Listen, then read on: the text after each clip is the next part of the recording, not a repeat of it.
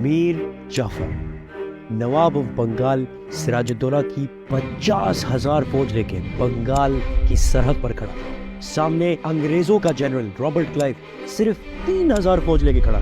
جنگ شروع ہوتے ہی میر جعفر تقریباً آدھی فوج لے کے جنگ میں اترا ہی نہیں، کیونکہ جنگ شروع ہونے سے پہلے انگریزوں کے جنرل رابرٹ کلائیو نے میر جعفر کو نوابی کی لالچ اور رشوت دی۔ میر جعفر کی اس حرکت کی وجہ سے نواب آف بنگال صرف 11 گھنٹے میں یہ جنگ ہار گیا، جس کی وجہ سے انگریزوں نے ہندوستان پہ 200 سال کے لیے حکومت کی۔ اصل میں میر جعفر بچپن سے ہی نواب بننا چاہتا تھا، اور اس کو پانے کے لیے وہ کسی حد تک بھی جا سکتا تھا، تو اس نے جوانی میں ہی نواب آف بنگال علی وردی خان کی فوج جوائن کی، اور کچھ ہی وقت میں نواب نے ان کو اپنا آرمی چیف بنا لیا اور اپنی بہن کی شادی اس سے کرا دی۔ جس نواب نے اسے سب کچھ دیا، ایک دن اس نے اسی نواب کو مارنے کا پلان بنا، لیکن یہ پلان کامیاب ہونے سے پہلے ہی نواب نیچرل کازز سے مر گیا، اور ان کی جگہ ان کا 23 سالہ نواسہ سراجدولہ نواب بن گیا۔ بنگال اس وقت دنیا کے امیر ترین سٹیٹس میں سے ایک سٹیٹ تھا۔ جس طرح اگر آج امریکن سٹیٹ کیلیفورنیا ایک ملک بن جائے تو وہ دنیا کا 5واں بڑا ملک ہو، اور یہاں کا نواب بننا پیسہ اور طاقت دونوں کو حاصل کرنا تھا۔ اسی لیے رابرٹ کلائیو 3,000 فوج لے کے پلیسی کے مقام پہ آیا۔ جنگ شروع ہونے سے پہلے نواب نے اپنی فوج کو 3 حصوں میں ڈیوائیڈ کیا۔ نواب کا واحد وفادار جنرل آگے بڑھا اور اس نے اپنے توپوں سے رابرٹ کلائیو پہ اٹیک کیا۔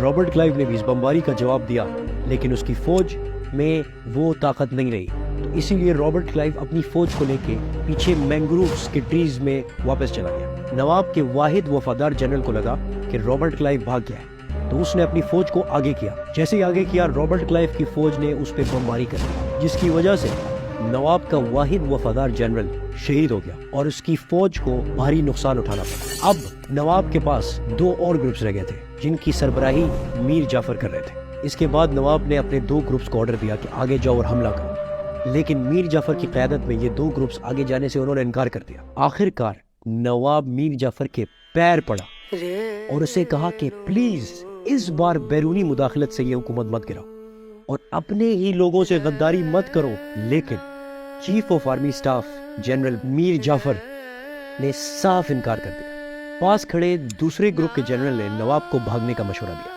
اب 23 سالہ نواب کے پاس اور کوئی آپشن نہیں تھا اور اسے مجبوراً بھاگنا پڑا۔ نواب کے بھاگتے ہی میر جعفر نے نواب کو زنجیروں میں بند کر کے غدار محل میں رکھا، اور 2 جولائی 1757 کو میر جعفر نے اس کو ویسٹ سے پکڑ کر گھسیٹتے ہوئے اور اپنے ہی ایک سپاہی کے ہاتھوں ان کا سر کاٹ کے ادھر پھینک دیا۔ یہ قتل انہوں نے انگریزوں سے کیے ہوئے معاہدے کی وجہ سے کیا اور اپنی غلامی کا پورا حق ادا کیا۔